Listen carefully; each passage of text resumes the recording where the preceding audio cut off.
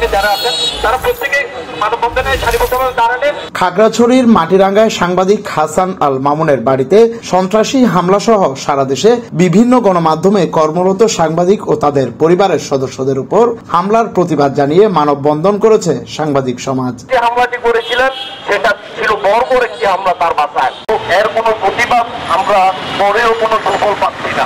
দুপুরে Chittagong press club প্রাঙ্গণে Chittagong reporters association CR এর উদ্যোগে মানববন্ধনে অংশ নেন সিনিয়র সাংবাদিক সাইদুর রহমান লিমন, সিআর এর সভাপতি সোহাগ আরেফিন ও সাধারণ সম্পাদক নুরুল আমিন খোকন।